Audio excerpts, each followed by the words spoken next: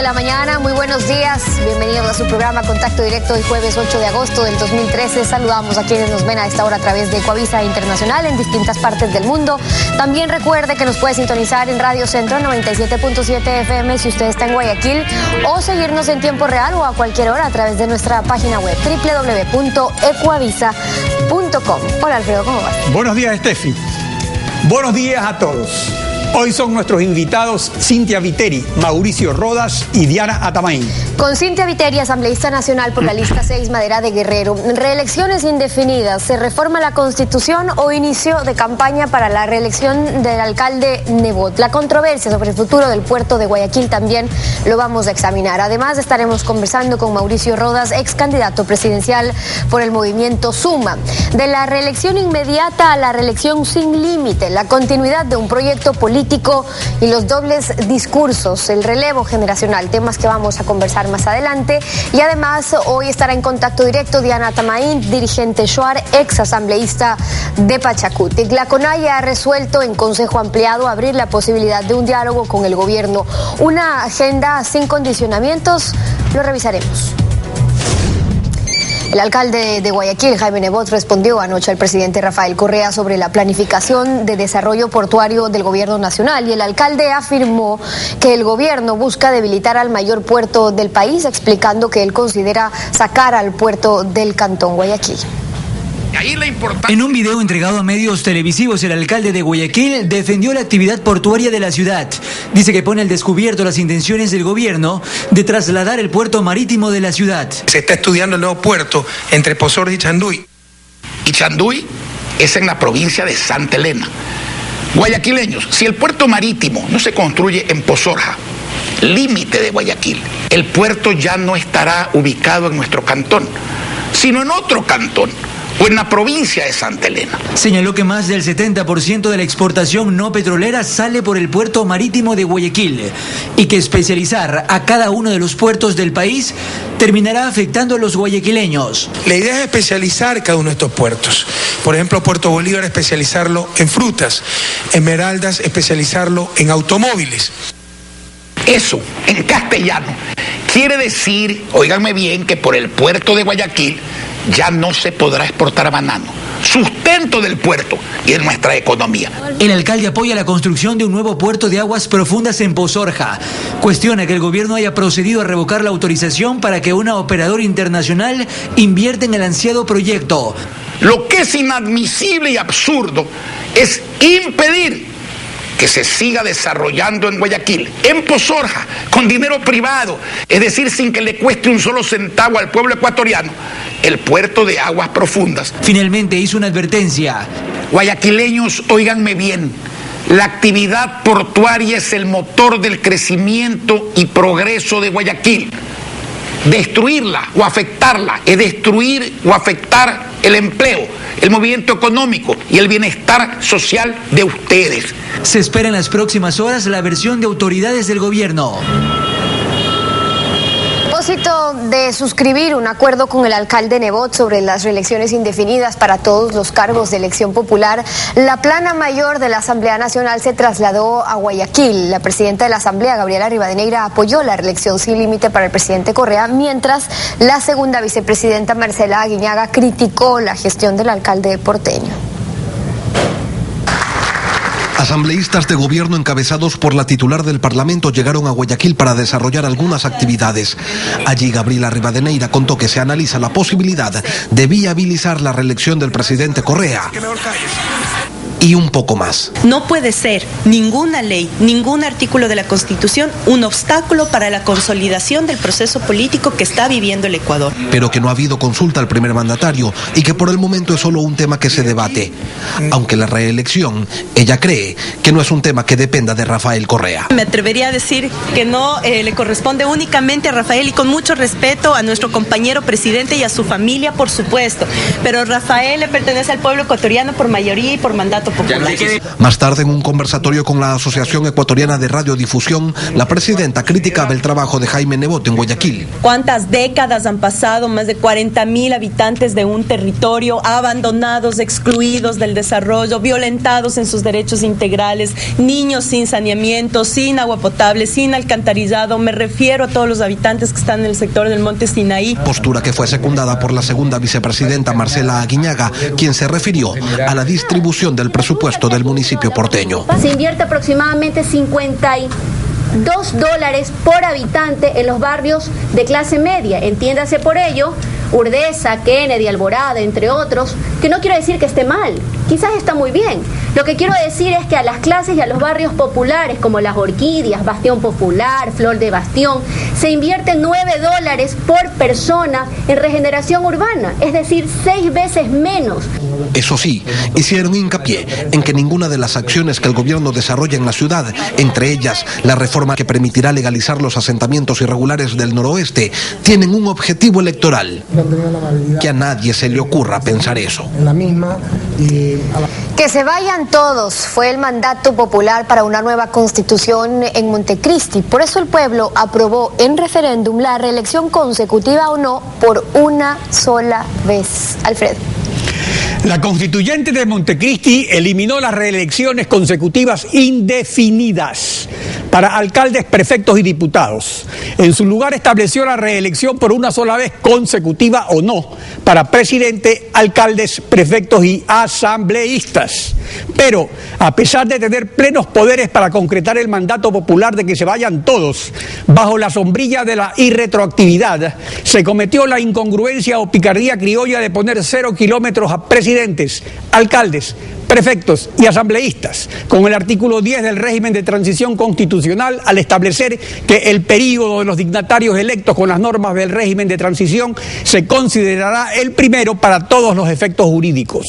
Con esa disposición no se cuenta la primera elección del presidente Correa en el 2006, ni la reelección del alcalde Nebot en el 2004. Por tanto, según el régimen de transición de Montecristi, se creó la ficción jurídica de que la única reelección del presidente Correa es la del 2013, cuando ya fue reelegido en el 2009, y de que la única reelección del alcalde Nebot será la del 2014, cuando ya ha sido reelegido en 2004 y 2009. Pero ellos no son los únicos.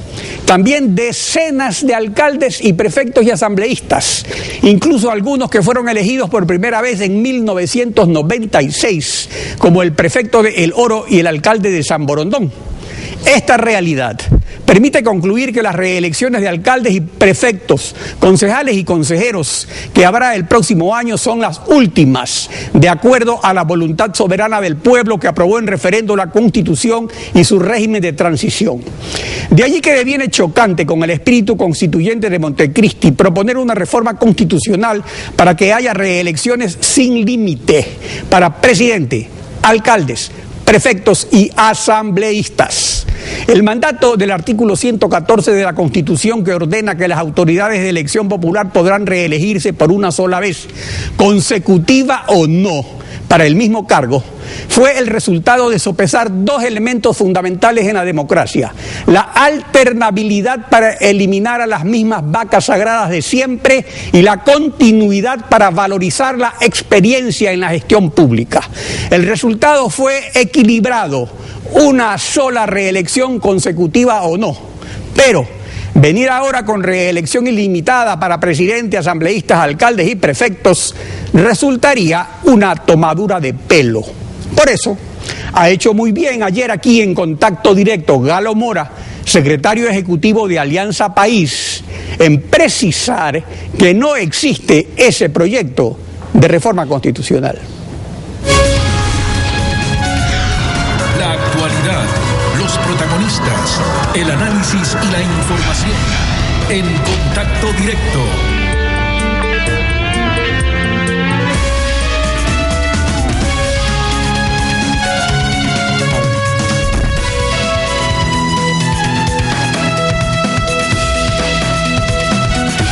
Asambleísta Cynthia Viteri, buenos días, bienvenida a Contacto Directo. Buenos días y gracias por la invitación. El 19 de marzo de 2012, aquí en Contacto Directo, el alcalde Jaime Nebot señaló lo siguiente, recordemos. Hay muchísima gente que quiere claridad para hacerlo. No lo voy a hacer. Entonces, yo no soy de las personas que se apega a los cargos públicos. Yo estoy aquí para servir. Creo que ya serían 14 años, es suficiente, como alcalde de Guayaquil. Así que a mí, si me destituyen en lo personal, hasta les agradezco, porque me reintegro más rápidamente a mi familia, a mi quehacer personal después de haber servido. A ver, ese pronunciamiento se está reconsiderando ahora, aunque parece que ya está tomada la decisión, y el presidente Correa, al conocer que se está reconsiderando, y aunque él también anunció lo mismo después de ser reelegido en febrero, dice que podría haber también ahora una reelección indefinida. En todo caso, sobre este tema, de este juego de que no me lanzo y sí me lanzo y que reconsidero, ¿cuál es su posición? ¿Qué opina usted? Mire, yo no entiendo por qué el presidente de la República le pide permiso al alcalde de Guayaquil, Jaime Nebot, para ir a una reelección indefinida. No sé si finalmente lo considera su jefe. Es más, envía a sus mensajeros a Guayaquil para que intercedan ante el alcalde Nebot por él. El alcalde Jaime Nebot no necesita ninguna reforma constitucional si finalmente, y ojalá que así sea, decide ir a una reelección, porque se lo permite la actual Constitución vigente. A los que les quita el sueño la reforma de la Constitución para una reelección indefinida, es a ellos, es al presidente Correa. Que el presidente Correa se ponga de acuerdo con el espejo y no se esconda detrás de los pantalones de otro para anunciar una decisión que ya finalmente la debe tener tomada. Aquí el verdadero acuerdo y la verdadera aclaración que tiene que tomar el presidente Rafael Correa, y no con nosotros el acuerdo, sino con los guayaquileños, es respecto de liquidar, como así lo ha decidido a través de sus afirmaciones y estudios, los puertos de esta ciudad. Ese sí es un acuerdo que le exigimos al presidente lo tome con los guayaquileños, no con nosotros. Ha decidido por varias razones. Primero, por ejemplo, a ver, sobre eso de los puertos vamos a hablar ahora. Primero concretémonos con esto de la reelección, porque resulta que Galo Mora, secretario ejecutivo de Alianza País, dejó registrado ayer lo siguiente aquí en Contacto Directo. Veamos. Una nueva reelección del abogado Nebot que determine 19 años de ejercicio en la alcaldía y 27 años de ejercicio del Partido Social Cristiano. ¿Cuál es la diferencia? Eso es lo que nosotros queremos aclarar con el país. ¿Cuál es la diferencia y por qué en el caso de la presidencia no? Si la responsabilidad es mayor. Rafael Correa jamás ha dicho que va a la reelección. Se ha mantenido en su palabra. Y lo que hemos nosotros dicho, y lo ha dicho también el compañero presidente, es que no exista un doble rasero moral para juzgar. Aquí no se trata de reelecciones indefinidas como planteamiento formal. No existe un proyecto de reforma, no hemos hablado con los compañeros de la Asamblea Nacional. A ver, esto aclara las cosas, o sea, no hay tal proyecto de reforma constitucional, al menos por el momento, ni el presidente tampoco ha cambiado su decisión. Todo esto alboroto, entonces, ¿qué es? Calentar los motores de promoción electoral con el fin de promover un relevo generacional para la alcaldía de Guayaquil. ¿Qué es lo que hay detrás? ¿Usted cree que la presidenta de la Asamblea, los legisladores y el señor Galo Mora, a quienes no les permiten hablar ni siquiera en medios de comunicación sin permiso, van a llevar adelante una reforma constitucional sin la aceptación del presidente de la República? Ese cuento no se lo come nadie. Y me alegra que el señor Galo Mora, al referirse a una posible reelección del alcalde de Guayaquil para este periodo sin necesidad de una reforma constitucional, hable con certeza de que va a ganar. Porque él dice en sus declaraciones que serían 19 años si es que vuelve a lanzarse como candidato el alcalde Nebot en su gestión municipal, lo cual da por sentado, como lo damos el resto de los guayaquileños, y en eso coincidimos, que si el alcalde Jaime Nebot se lanza, va a volver a ganar. Ahora, por eso mismo es que siempre quedan las dudas que qué va a ocurrir en el futuro respecto a esto de las regiones indefinidas. Recordemos qué fue lo que ocurrió cuando hubo la famosa consulta popular de 2011 y qué es lo que dijeron los principales actores de Madera de Guerrero y de Alianza País. Veamos. Yo he leído un par de preguntas de las que se dice que se van a hacer. La redacción de las dos primeras me pareció seria porque contienen una alternativa. Yo fui el que propuso ir a una consulta seria. La medida es urgente, señor presidente. No pierda tiempo con la Asamblea. Vamos a referéndum directo. Tendrá el respaldo popular. ¿Quiénes son los que propusieron la consulta popular? Aceptamos el reto. Propusimos la consulta popular y resulta que ya no es constitucional. Más importante que las instituciones formales, escúcheseme bien, para que exista y funcione la democracia, lo fundamental es una clase política seria, con un solo discurso, sin doble moral. A ver, supongamos que se apruebe la reforma constitucional en la Asamblea el próximo año. Que no se use las elecciones seccionales para hacer una consulta popular. Pero tiene que igual ir a referéndum. Entonces, ¿qué es lo que ocurrió? En esa vez anterior, que se dice que el mismo alcalde dice, yo propongo la consulta sobre la inseguridad ciudadana, luego la lanza del presidente, luego Madera de Guerrero no hizo campaña. Entonces, ¿volvería a ocurrir lo mismo, que Madera de Guerrero se abstendría de hacer campaña en un referéndum para ratificar las elecciones indefinidas? Bueno, nosotros ¿qué tenemos que ver con las elecciones o las reelecciones indefinidas? Número uno. Y número dos, la consulta a la que nos referimos en esa ocasión nunca se dio en el país.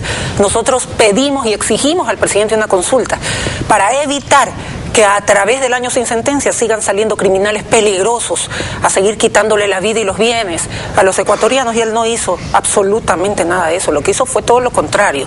Utilizó la consulta para tomarse las cortes. Así es que la consulta que nosotros propusimos en ese entonces nunca se realizó. Prueba de ello es que siguen saliendo miles y miles de delincuentes peligrosos por el año sin sentencia, porque las audiencias de juzgamiento sencillamente no se dan. Pero por lo mismo, si Nebot había propuesto una consulta, no se hizo la misma consulta, ¿por qué no se hizo campaña por el no? Y ahora usted dice, nosotros que tenemos que ver con la reelección indefinida. O sea, Madera de Guerrero sí tiene que ver, porque la reelección indefinida es para todo, es para asambleístas, para alcaldes, para prefectos, para presidentes, para consejeros de juntas parroquiales. Eso es un tema que le interesa al presidente de la República. Cuando a Madera de Guerrero o a las 6 le interese ir a una reelección indefinida, nosotros lo diremos, no nos interesa ir a una reelección indefinida. No es nuestra prioridad cambiar la Constitución en ningún sentido. Le repito, no lo necesita el alcalde. Después de la Constitución del 2008 habían 2 elecciones en las que ya participó el presidente de la República y 2 elecciones en las que puede participar el alcalde. Ha hecho uso de una, le falta otra. Ojalá que ahora con esto de los puertos sea la gota que derrame el vaso y el alcalde finalmente decida ir a una elección, a una reelección permitida por la Constitución, para que el presidente de la República no ponga en Guayaquil un alcalde empleado que silencie los atropellos que a través del Ejecutivo se hagan para esta ciudad. A ver, pero eso de que no les interesa para nada una reelección indefinida, o sea, solo les interesa entonces si Nebot es candidato, porque no, nosotros es que hablamos de eso. ¿Quién puso el debate? Tal como yo dije, se aprueba, por ejemplo, en la Asamblea, se va a un referéndum en 2 años, no enseguida, pero la reelección indefinida es para todos. Entonces, Madera de Guerrero, ¿cuál va a ser la actitud? Usted dice que no es problema. Sabe que el presidente de la República, al parecer, marca la agenda de lo que tendríamos que hablar el resto del Ecuador, y yo no se lo acepto. Que a él le interesa la reelección indefinida, a él le interesa la reelección o reformar la Constitución, que consulte con el espejo y que se ponga de acuerdo con él mismo. Entonces, si el pueblo decide, que el pueblo decida. Esa es la posición de ustedes. Bueno, siempre es el pueblo el que debe decidir. Siempre, toda la vida, en cualquier pregunta que se le haga al pueblo ecuatoriano, no se le puede decir lo que tú decides no se va a ejecutar. Eso ya es otra cosa. Pero por eso cuando se toma la decisión, pero pues para tomar la decisión hay una campaña a favor o en contra. Entonces yo ¿Y qué tenemos que ver en esa campaña a favor o en contra nosotros si nosotros no hemos planteado ninguna reforma constitucional ni la vamos a plantear? Bueno, está claro entonces que ese asunto no les interesa. Ahora, el alcalde Nebot ha señalado que esto de la reelección indefinida es una cortina de humo para el tema portuario. Veamos lo que señaló el presidente Correa respecto al plan de desarrollo portuario.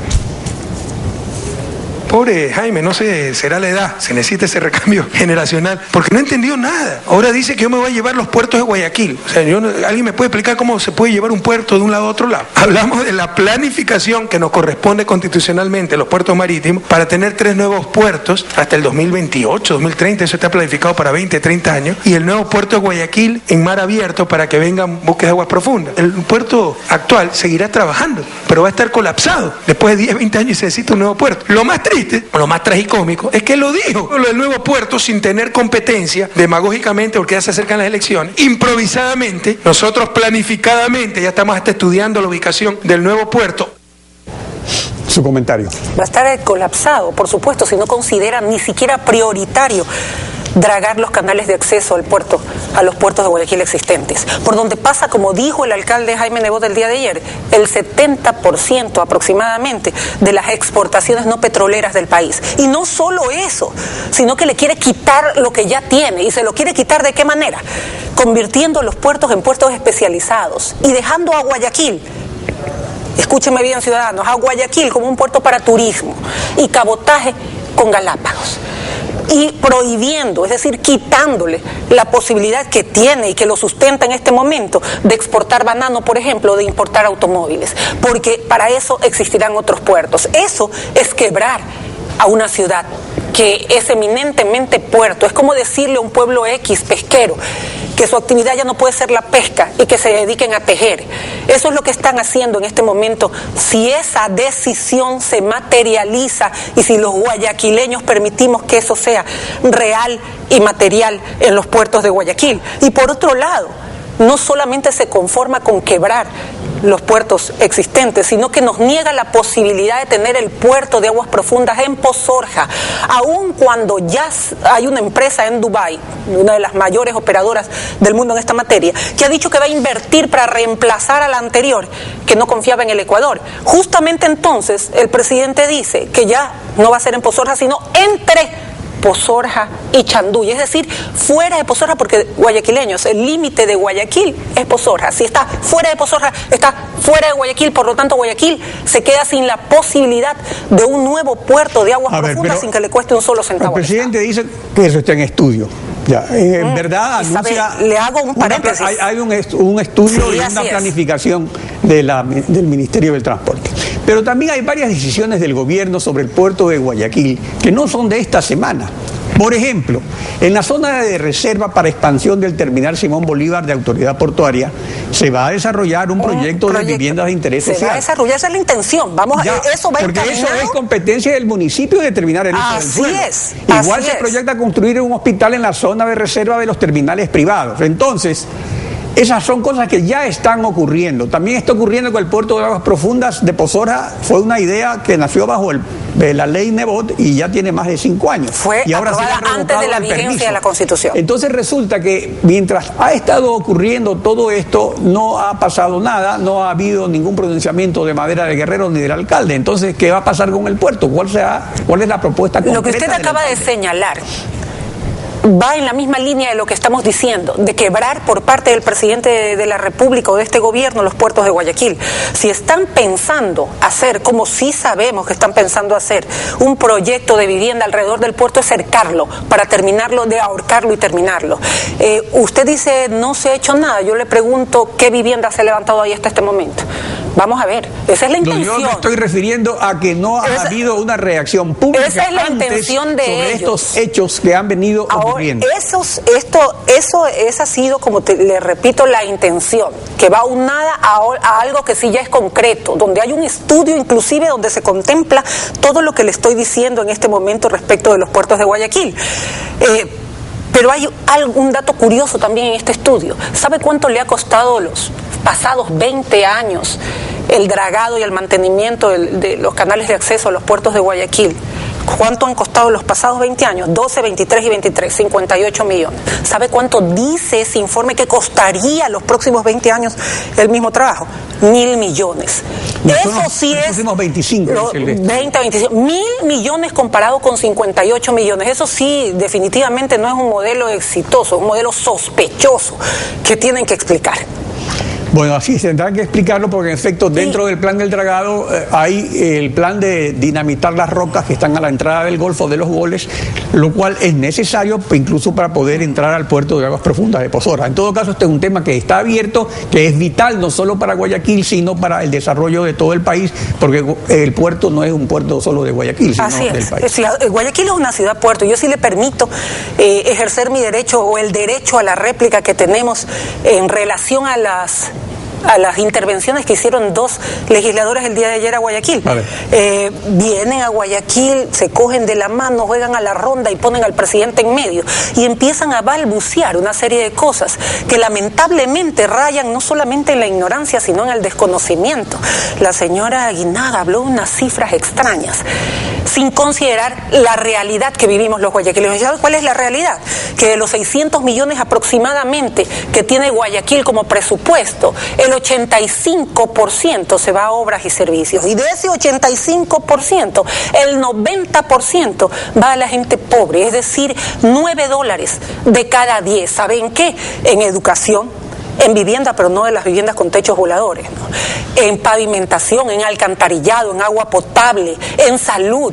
Esas son esa es la realidad que vive Guayaquil. Yo creo que estas declaraciones se dan más bien por una suerte de malestar estomacal que a lo mejor les ha provocado la posibilidad de que el alcalde vaya o decida ir a una nueva reelección. Y le digo que con esto de los puertos, ojalá sea la gota que haga decidir al alcalde a lanzarse nuevamente a la elección. Y si todo este lío que los tiene tan nerviosos viniendo a cada rato a Guayaquil sin saber qué decir ni qué hacer, le hace decir inclusive la presidenta de la Asamblea algo absolutamente fuera de la realidad como lo de Monte Sinaí, cuando fue el alcalde que durante 5 años le dijo: señores, ustedes tienen que hacer lo necesario para que esas tierras sean legalizadas, porque existe un pronunciamiento del procurador de ustedes donde le impedía al alcalde trabajar o realizar legalizaciones en estas tierras. Tanto es así que ahora le dan la razón al alcalde, pues están haciendo una ley para que eso sea posible, porque sin la ley no hubiera sido posible, lo que significa que tuvieron a todas estas... No, pero está en curso, dándole la razón al alcalde, lo que significa que ellos, con su desidia, tuvieron a toda esta gente sabiendo lo que tenían que hacer, esperando 5 años en absoluto abandono. Asambleísta Cintia Viteri, gracias por su participación. Gracias a usted por la invitación. Estefi. Bueno, son las 7 de la mañana con 22 minutos. Nos vamos a una pausa. Cuando volvamos estaremos conversando con Mauricio Rodas, ex candidato presidencial por el Movimiento Suma. Vamos a hablar de la reelección inmediata a la reelección indefinida. ¿Cuál es el peligro para la gobernabilidad y la democracia? Lo conversamos al volver. Quédese usted en nuestra sintonía. Los cristianos no podemos lavarnos las manos, debemos meternos en política porque la política es una de las formas más altas de la caridad, ya que busca el bien común. Lo dijo el Papa Francisco.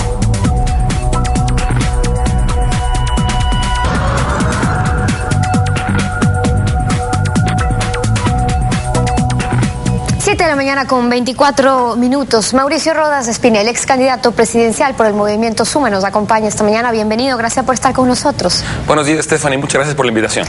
Cuando usted era candidato, propuso en su plan de trabajo que se debía hacer una reforma constitucional, decía, para eliminar la reelección inmediata. Ahí no se estaba discutiendo la reelección indefinida, pero la reelección inmediata fue aprobada en Montecristi por una sola vez. ¿Usted no la considera sana para una democracia? ¿Por qué? Bueno, por varias razones, Stephanie, y las mantenemos. Primero, porque afecta un principio básico de la democracia, como es la alternabilidad en el ejercicio del poder. Siempre será sano que se refresquen ideas, que se dé oportunidad a nuevas personas con una visión renovada para el ejercicio de las funciones públicas. Por otro lado, porque el consolidar demasiado tiempo a una persona en el poder deriva en la posibilidad de que abuse de recursos públicos y de la estructura estatal para favorecerse en campaña y por lo tanto generar una condición de inequidad en la contienda electoral que es muy poco favorable a la democracia. Asimismo, nos preocupa que a través de las reelecciones sucesivas una persona que está en el ejercicio de una función pública gobierne no pensando en la próxima generación, sino pensando en la próxima elección. Es decir, que tome políticas públicas que no necesariamente sean las mejores para la sociedad en el mediano o largo plazo, sino aquellas que le favorezcan en el inmediato plazo pensando en las elecciones. Y por otro lado, estas reelecciones sucesivas favorecen la creación y la continuidad de los llamados caudillos, porque evita el relevo de cuadros. Creemos que lo sano es que se mantenga un proyecto político a través de diferentes figuras, que lo que se mantenga sea una ideología y no a una persona que se quiere perennizar en el ejercicio del poder. En la práctica lo que ocurre es que cuando se redactó la Constitución de Montecristi, el artículo 10 del régimen de transición sí dejó sentado que el periodo de gestión de los dignatarios electos con las normas del régimen de transición se considerará el primero para todos los efectos jurídicos. ¿Y eso qué significa? Que ese periodo por el que fueron electos fue el primero. El segundo es en el 2013, el que empezó este año para Rafael Correa, que ya está corriendo, y el 2014, que sería el último para Nebot, si se lanzaría a la reelección. Eso ya lo aprobaron los asambleístas en Montecristi. Una cosa distinta es hablar de una reelección indefinida, sin límite. ¿Cuáles son los riesgos de perder esa alternabilidad democrática a la que usted se refiere? Bueno, justamente los que acabo de mencionar. Y además basta solamente ver ejemplos. Fíjese usted, Stephanie, los únicos países que en América Latina aceptan la reelección indefinida son Cuba y Venezuela, que no son precisamente los mejores ejemplos de democracia. Sería lamentable que el Ecuador siga por ese camino. A nivel de otros continentes tenemos, por ejemplo, a Zimbabue. En Zimbabue, el presidente Robert Mugabe se ha venido reeligiendo desde 1980 y ese país ha pasado de ser un ejemplo en el África subsahariana a ser uno de los más pobres del mundo, con uno de los mayores niveles de corrupción y de violencia en el planeta. Ese es el tipo de riesgos que se generan a través de un esquema de abuso de poder derivado de la reelección indefinida. Pero permítame, Stephanie, yo quisiera hacer referencia a un comentario del presidente Correa cuando tomó posesión de este nuevo mandato. Y quisiera mostrarlo, apareció el día de ayer en El Comercio. Él decía: sería nuestro más grande fracaso si después de 10 años de haber hecho tanto, no haya un cuadro que pueda tomar la posta. Yo me pregunto entonces si impulsar una reforma para permitir la reelección presidencial indefinida sería reconocer ese gran fracaso al no haber podido generar nuevos cuadros. Sería lamentable. El presidente Igalo Mora también ayer aquí lo dijo, que no se está considerando todavía la reforma como tal y que el presidente no se ha pronunciado de si en efecto él buscaría o quisiera lanzarse a una reelección. Usted vivió algunos años en México, también conoce la realidad de ese país. El PRI, cuyo poder también fue cuestionado, de hecho algunos lo consideraron como una dictadura perfecta, estuvo en el poder por 70 años y alternando sus candidatos, pero con un mismo grupo político al poder. Tampoco es que existe un modelo perfecto. Bueno, recordemos qué fue lo que sucedió en México. En México, entre finales del siglo XIX y principios del XX, existía la reelección indefinida y Porfirio Díaz, abusando del poder y mediante fraude, se reeligió constantemente hasta llegar a completar más de 30 años en el poder. Eso fue lo que derivó la Revolución Mexicana, que justamente tenía como gran lema un dicho que todavía se mantiene en México: sufragio efectivo, no reelección. Es decir, la Revolución Mexicana fue una respuesta a esos abusos y se fueron al otro extremo. Tal fue el nivel del trauma nacional respecto al abuso de las reelecciones que hoy en México no existe reelección en lo absoluto, lo cual tampoco necesariamente es positivo, porque esa prohibición existe a todo nivel. Ahora, yo considero que debemos analizar la realidad ecuatoriana y también tomar en cuenta que ya se han producido abusos de poder en nuestro país y ya se ha producido ventajismo a favor del candidato oficialista. Imagínese usted si es que eso existiría con una reelección indefinida. Dentro de la realidad ecuatoriana, ¿cómo se debe entonces, si es que esa no es la manera, cómo se debe entonces impulsar la continuidad de un proyecto político si es que la mayoría considera que se están haciendo bien las cosas? A través de diferentes figuras. Hagamos o respetemos aquel viejo dicho de que nadie es indispensable. Si un proyecto político es positivo para la sociedad, el pueblo lo puede seguir favoreciendo a través de diferentes personas, no necesariamente mediante un solo individuo. Hacia allá tenemos que avanzar, Stephanie. Eso es lo que ocurre en las democracias sólidas, modernas, mediante instituciones fuertes que evitan el abuso de recursos públicos para generar condiciones de inequidad en la contienda electoral.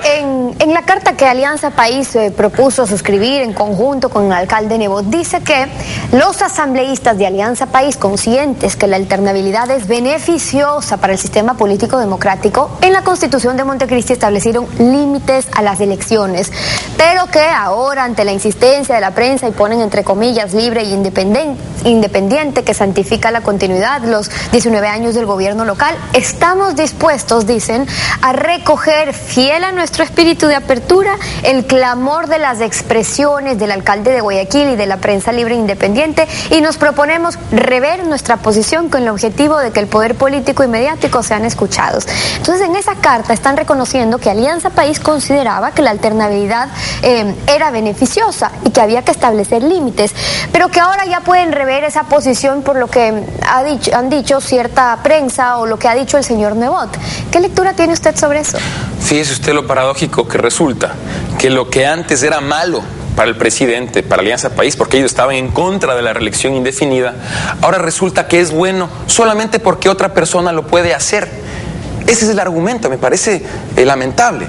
El argumento debería ser qué es lo que más le conviene al país, qué es lo que es mejor para la democracia, no el impulsar una agenda reeleccionista solamente porque otra persona puede reelegirse una vez más, Stephanie. Y en ese sentido nosotros pensamos que debe haber un debate serio, profundo en el Ecuador, y también consideramos fundamental impulsar una nueva generación de líderes que refresquen con sus ideas y con sus visiones el ejercicio de funciones públicas. Suma es un movimiento nuevo, y en ese sentido, ¿ustedes creen que ese relevo generacional al que se refiere, que no sean los mismos de siempre en las condiciones actuales, qué posibilidades realmente hay de que esas nuevas figuras puedan darse a conocer, puedan participar de la política nacional si no son parte del partido de mayoría?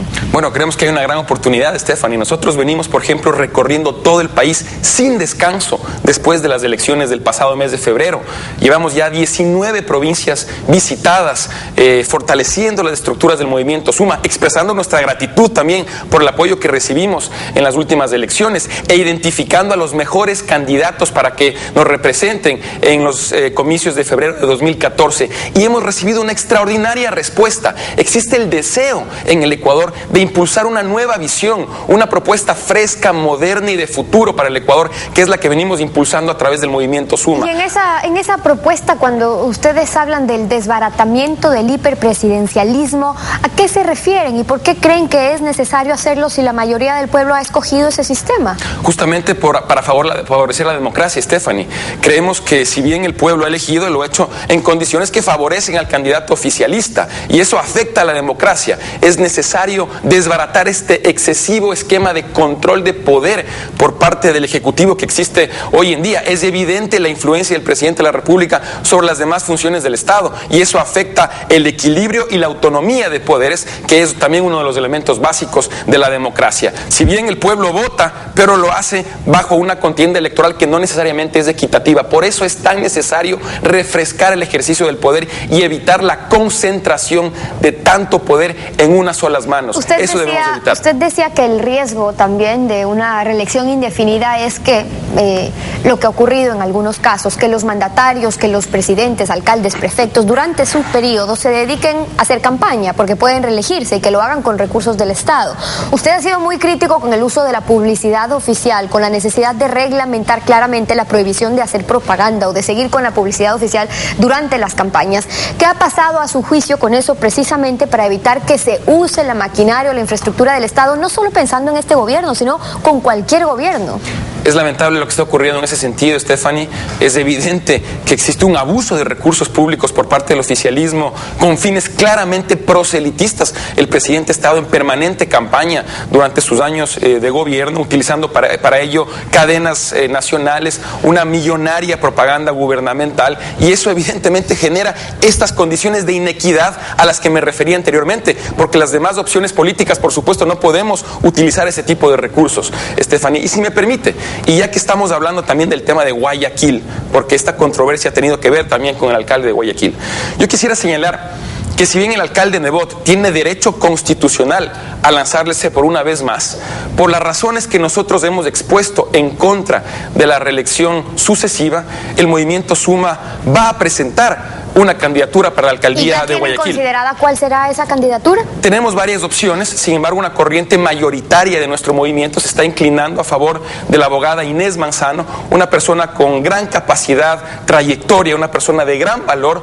que además ha venido impulsando una propuesta muy interesante de lo llamado ciudades sustentables, que es la tendencia moderna, es hacia donde está yendo el mundo para generar condiciones de calidad de vida para todos los ciudadanos, no solamente en el presente, sino también en el futuro para nuestras ciudades. Creemos que ya es hora de dar paso a nuevas generaciones. Si bien el alcalde Nebot ha desempeñado una labor positiva en favor de la ciudad, creemos que ya es hora de dar paso a una nueva generación con propuestas modernas, con propuestas de futuro, y por eso el movimiento Suma estará impulsando una opción de ese tipo en las próximas elecciones. Y esa es la postura de Mauricio Rodas, ex candidato presidencial por el movimiento Suma, acompañándonos hoy en Contacto Directo. Muchas gracias por haber estado con nosotros.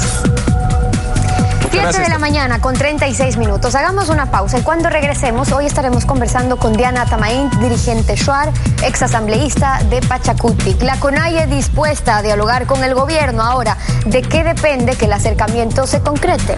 Regresamos para revisar lo que es en nuestra sintonía. Los cristianos deben trabajar en política. La política es sucia, se dice. ¿Pero por qué? ¿Será porque los cristianos no se han metido en política con espíritu evangélico? Lo dijo el Papa Francisco.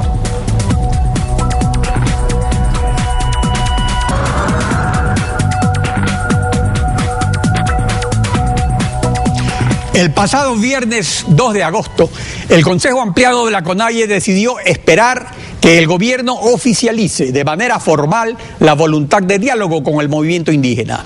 Diana Atamaín, dirigente Shuar y ex asambleísta de Pachacutic por Morona, Santiago. Buenos días, bienvenida a Contacto Directo. Buenos días, muchísimas gracias. Usted y Humberto Cholango se encuentran entre los dirigentes que están dispuestos al diálogo. ¿Por qué? Bueno, no creo que solamente el compañero Humberto Cholango y Diana Atamaín estemos dispuestos al diálogo.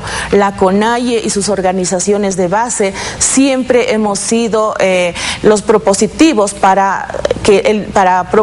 hemos propuesto que el diálogo es fundamental para resolver problemas fundamentales del país, mucho más cuando la CONAIE como actor político por un lado y el gobierno del Ecuador como otro político por otro lado, que representamos intereses diferentes, es importante que nos sentemos a conversar temas que en casi 7 años no han sido resueltos, no han sido tratados, ni siquiera han iniciado para este cambio que todos los ecuatorianos esperamos, que pasan por el tema económico, por el tema del empleo, por el cambio de la matriz productiva que ahora se habla tanto, por el tema de educación y temas sociales, pero sobre todo esta situación que vivimos las organizaciones sociales, los líderes indígenas, campesinos, gremiales, sobre lo que es la criminalización de la protesta social. Ahora, para dialogar se necesita una agenda y el Consejo Ampliado decidió realizar un proceso de consulta a las comunidades para construir una agenda de los principales puntos de conflicto entre el gobierno y las organizaciones indígenas para la construcción del Estado plurinacional. O sea, durante un tiempo marcharon juntos en la Constituyente hasta la reelección del 2009, luego surgieron discrepancias con las leyes de agua, ley de tierras, y desde ahí han venido estos distanciamientos. Respecto a esta consulta que ha resuelto el Consejo Nacional, siendo estos temas que ya han venido estando en la palestra tanto tiempo, ¿cuánto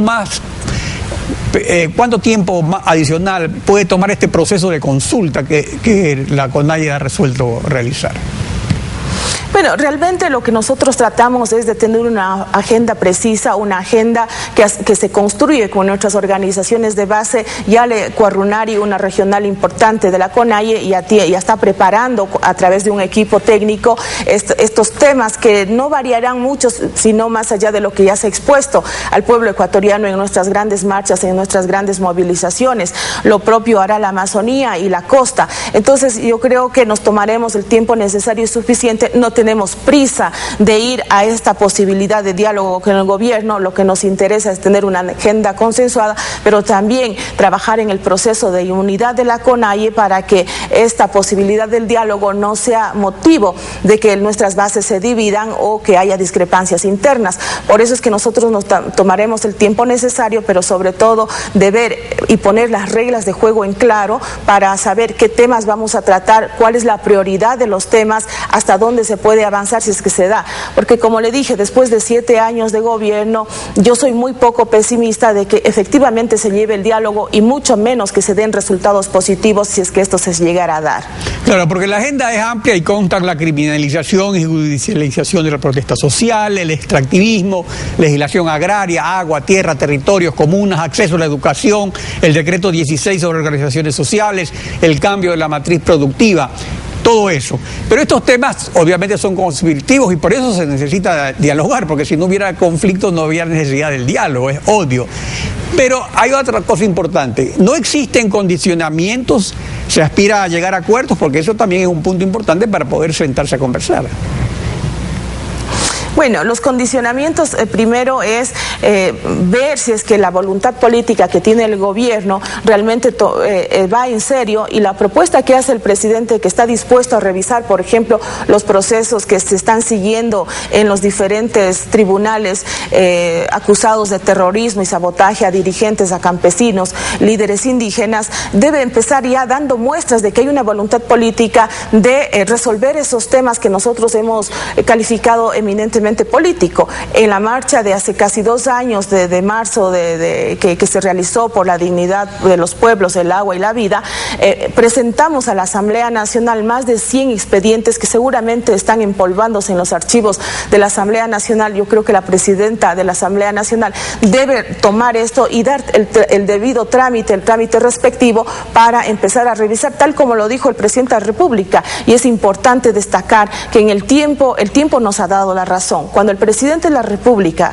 afirma que él está dispuesto a otorgar amnistía o indulto a estos dirigentes, a estos líderes, está reconociendo que efectivamente se ha criminalizado la protesta social, que efectivamente hay perseguidos políticos, porque la figura de amnistía se da precisamente a los perseguidos políticos y eso le corresponde a la Asamblea Nacional. Entonces, si hay esa voluntad política de parte del Ejecutivo, la CONAIE también está dispuesta, nuestras bases están dispuestas a ir a tratar estos temas, que tampoco pensemos que si es que se da esta posibilidad de diálogo se resolverán en un día de reunión, en 2 días, en una semana. Consideramos que el diálogo debe ser un proceso en construcción que seguramente debe seguir un tiempo de pronto lento. Habrá temas que se resuelvan en el inmediato plazo, otros en el corto y otros en el largo plazo.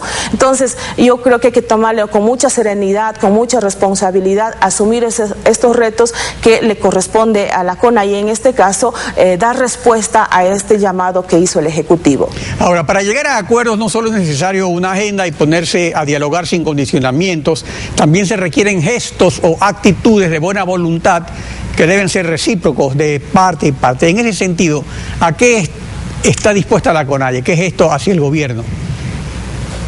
Mire, nosotros en el debate hemos analizado que es importante el diálogo. Yo creo que esto es la parte fundamental, que estamos abiertos al diálogo, pero con temas fundamentales. Lo que pedimos sobre todo, que si se da el diálogo, sea un diálogo transparente, sea un diálogo sincero, sea un diálogo de puertas abiertas, sea un diálogo con la presencia de los medios de comunicación y no a puerta cerrada con unos cuantos dirigentes para luego que se presten a especulaciones de que hubo acuerdos bajo la mesa y de que no se resolvieron temas importantes. Por eso es que la propuesta de la Ecuarunari, hay que destacar que esta posibilidad del diálogo empezará con grandes movilizaciones donde participarán hombres, mujeres, jóvenes, amas de casa, que con mucho entusiasmo, con alegría vendrán a empujar el trabajo, a vigilar, a ser testigos, a hacer la verdadera participación ciudadana en la posibilidad que se dé este diálogo, a lo que nuestros dirigentes, nuestros líderes de la calidad de Humberto Cholango, de Carlos Pérez, seguramente están dispuestos a llevarlos con respeto, con compromiso, con seriedad, sin mordazas y con la libertad de poder decirnos las cosas de frente y estar dispuestos a ganar de las partes, porque claro, pero ustedes esperan eso del gobierno, o sea, que no sea un diálogo de sordos como se quejan varios sectores sociales, no solo los sectores indígenas, pero también de parte de ustedes debe haber alguna actitud. Entonces se dice que simultáneamente van a haber movilizaciones. ¿Qué tipo de movilizaciones va a haber? Porque entonces ahí el gesto podría ser no aceptado por el gobierno. Si vamos a dialogar y esperan que yo lo haga con transparencia, esperan que no tengamos un diálogo de sordos, y si hay movilizaciones del otro lado, el gesto tal vez no sería el adecuado. Mire, las movilizaciones, como le acabo de manifestar, siempre lo hemos hecho. Usted recordará cuando se instaló por decreto ejecutivo, luego de la lamentable muerte de Bosco Bizuma allá en Carondelet, hasta hay una anécdota que muchas veces lo hemos recordado, cuando encabezaba el compañero Marlon Santi, la CONAIE, y yo fui una de las personas que promovió esta posibilidad de diálogo que se instaló en su momento. Lo hicimos con grandes movilizaciones. Para nosotros eso es fundamental y no hay que tenerle miedo.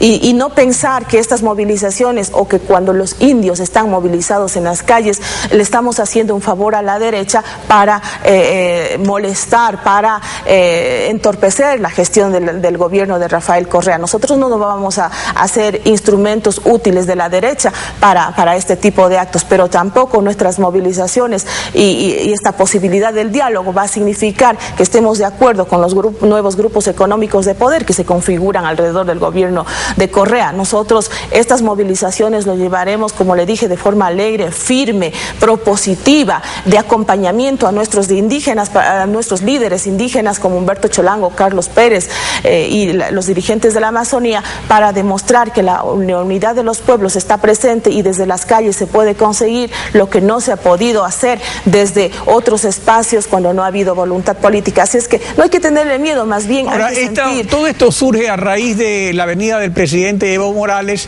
del almuerzo que hubo en la presidencia de la República, asistió Humberto Cholango. Aparte de este encuentro que hubo en Carondelet, que es algo normal, pues, que el presidente de la CONAIE asista, el único presidente indígena que ha habido en la historia de América, el presidente Evo Morales. Evo Morales ha interpuesto sus buenos oficios, hará de mediador. ¿Hasta qué punto él podría también hacer de amigable componedor entre estas relaciones que no están en los mejores términos, entre la CONAIE y el gobierno? Mire, hay propuestas de diferentes sectores dentro del movimiento indígena que inclusive este proceso de diálogo tenga una veeduría internacional, donde puede estar el mismo compañero Evo Morales, como puede estar el señor Ventura de Sousa, el brasileño, y otras personalidades importantes para que sean garantes de que este proceso sea dentro del marco del respeto y de llevar adelante compromisos serios. Entonces yo creo que aliados y personalidades de esa talla pueden ser parte de este proceso de diálogo, porque como usted sabe y como lo hemos visto, no son temas fáciles de tratar, son temas de interés nacional, no son temas únicamente que incumben y tienen que ver con derechos colectivos y pueblos y nacionalidades indígenas. El tema del empleo, que pasa por dar tierra a los que no tienen, dar agua para que puedan producir la tierra a los campesinos, a los indígenas, significa generar empleo para el campo y la ciudad. En esa medida nosotros planteamos que haya estos veedores para realmente poner temas sobre la mesa, que no es solamente temas de indígenas, sino de carácter nacional, y que involucren a otros sectores, el tema de la educación, el tema de las universidades. Entonces es fundamental de que esta posibilidad del diálogo, la CONAIE, impulse la participación de otros sectores para que la resolución de los problemas no se vea solamente de un grupo determinado, un sector de la población, sino más bien que queremos construir realmente este Estado plurinacional e intercultural y un Estado del buen vivir, como plantea y recoge la Constitución de Montecristi. Diana Tamay, gracias por su participación en Contacto Directo. Que tenga un buen día. Muchas gracias. Buenos días. Son las 7 de la mañana con 51 minutos. Cuando regresemos en los deportes les mostramos los goles del contundente triunfo de Emelec en Copa Sudamericana, y con lo cual logra acceder a la siguiente ronda en este certamen. Volvemos en instantes. Quédese con nosotros. Nos acostumbramos a levantarnos cada día como si no pudiera ser de otra manera. Nos acostumbramos a la violencia como algo infantable en las noticias. Nos acostumbramos al paisaje habitual de pobreza y de la miseria caminando por las calles de nuestra ciudad. Lo dijo el Papa Francisco.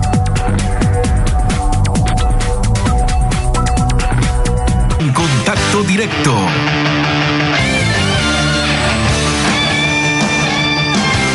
María Giselle, 4 golazos de Emelec en Copa Sudamericana. Así es, Steffi. Anoche el Club Sport Emelec consiguió su clasificación a la siguiente ronda en el marco de la Copa Sudamericana tras golear al cuadro peruano del Sport Huancayo. Los detalles a continuación con Juan José Barcia. El conjunto de Emelec no tuvo mayores problemas para doblegar en el Estadio Capuel al modesto equipo de Sport Huancayo de Perú. Fueron los eléctricos los dominadores absolutos del compromiso. La primera conquista llegaría al minuto 42, mediante golpe de cabeza del volante Ener Valencia. Gustavo Quinteros hizo hincapié en su deseo de potenciar el desempeño colectivo. El equipo retrocedió rápido, cuando perdimos la pelota o fallamos ahí en la salida, retrocedimos rápido. En el segundo tiempo, nuevamente y por la misma vía, Valencia ampliaría la ventaja millonaria a 2-0. Más tarde, cuando se jugaba el minuto 61, llegaría esta acción del recién ingresado Estracualursi para que Ángel Mena defina con fuerza en el arco peruano y el 3-0. Finalmente, al minuto 70, Ener Valencia cerraría una noche memorable con un hat-trick y sellar la clasificación a siguiente fase. John Narváez y Osvaldo Lastra se han ganado la titularidad en el equipo azul. Se da cuenta uno que hay muy buenos jugadores y se pudo resolver el partido de muy buena manera. Partido tras partido creo que se va de menos a más levantando el nivel, y esperemos seguir teniendo más continuidad y seguir levantando el nivel, ¿no? Ahora Emelec enfrentará a Universidad Católica de Chile en segunda ronda. Y luego de pasar más de 15 horas en espera, Liga de Loja arribó este miércoles al país. Primero llegaron a Guayaquil antes de trasladarse a la capital lojana. El presidente del club, Jaime Villavicencio, contó las peripecias que pasaron en Venezuela. El único en hablar al llegar a Guayaquil fue el presidente del club Liga de Loja, Jaime Villavicencio, mostrando el cansancio y malestar tras permanecer más de 15 horas en el aeropuerto de Barquisimeto en Venezuela, donde incluso durmieron en el piso. El directivo cuenta las peripecias. Y una vez que íbamos a abordar al avión, nos comunicaron que definitivamente no se podía hacer eso. Comenzaron a llamar, a hacer trámites y a las 2:30 de la mañana nos dijeron que el avión no puede salir, indicando de que la hora que había planificado la aerolínea era a las 12 en punto de la noche. Como era a las 12:15, ya no era el día 6, sino el día 7 de agosto, no podía volar el avión. Los lojanos empataron a un gol con el Deportivo Lara, clasificando a la segunda ronda de la Copa Sudamericana, pero al final resultó muy costoso. Villavicencio irá más allá. Vamos a presentar una queja a Cancillería y también vamos a presentar una demanda a la aerolínea, porque ustedes conocen que hemos hecho un gran esfuerzo económico. Los lojanos se concentrarán ahora en Liga de Quito, su rival de la 7ª fecha del campeonato ecuatoriano. Y Nacional de Paraguay será el próximo rival de Liga de Loja en la Copa Sudamericana, tras empatar con The Strongest de Bolivia. Miriam Zambrano nos amplía la información. El primer tanto lo marcó el visitante nacional a los 9 minutos a través de Silvio Torales. Jair Alexander Reynoso del cuadro boliviano puso el empate para el dueño de casa apenas arrancó el segundo tiempo. The Strongest buscó en adelante el gol de la clasificación pero no lo consiguió, resignando así el pase a la siguiente etapa a los paraguayos que pudieron anotar de visita. En el partido de ida también empataron pero sin goles, con lo que Nacional se convirtió en el próximo rival de Liga de Loja que iniciará la segunda etapa de la Copa Sudamericana en Asunción. Son incomprensibles. Y la convocatoria de Reinaldo Rueda sigue generando diversas opiniones en cuanto al planteamiento que se aplicaría para enfrentar al campeón del mundo, España, en el amistoso que se llevará a cabo en una semana en la ciudad de Guayaquil. Paula Camposano conversó con el profesor Humberto Pizarro para conocer su punto de vista. España visitará a Ecuador el próximo 14 de agosto para disputar un amistoso en el Estadio Monumental. Y pese a que Vicente del Bosque aún no confirma la lista de convocados, la Furia Roja traería a muchas de sus estrellas, por lo que la tricolor deberá ordenar mejor sus líneas en relación a lo que se vio ante Argentina. Ecuador tiene que mejorar mucho en su defensa, tiene que mejorar mucho también en su ataque. Por el hecho de salir a buscar el partido, fue muy desordenado. La ofensiva debilitada tras la muerte de Cristian Benítez será objeto de análisis para Rueda, quien aún cuenta con Felipe Caicedo, pero estaría buscando quien lo acompañe. Para el técnico Humberto Pizarro, habría dos opciones claras. Hay otros jugadores que quiere observarlo, como el caso de Narciso Mina, va a querer observar en este partido. Inclusive, me atrevo a decir que en determinado momento utilizaría al jugador Montero también como delantero. El retorno de Edison Méndez a la selección sorprendió a más de uno luego de un año de estar fuera por lesión. Mientras que en la saga, además de un rostro nuevo, el de Gabriel Corozo de Liga de Quito, hay cuestionamientos sobre el rendimiento de algunos convocados. El caso de Erazo, el caso de mismo Paredes, no se encuentra en un gran momento. De esta manera, Ecuador se prepara para jugar su cuarto amistoso del año. En los anteriores ha obtenido 2 victorias y una derrota. Bien, y esta noche a las 8:45 en el Monumental, Barcelona recibe a Mineros por la Copa Sudamericana. Con esto nos despedimos y nos vemos el día de mañana con más información. Steffi y Alfredo. Gracias, Marigisela. Información deportiva y así cerramos nosotros Contacto Directo. Nos volvemos a encontrar mañana y Alfredo, contigo será hasta el lunes. Así es, Steffi, conmigo hasta el próximo lunes. Nos vemos.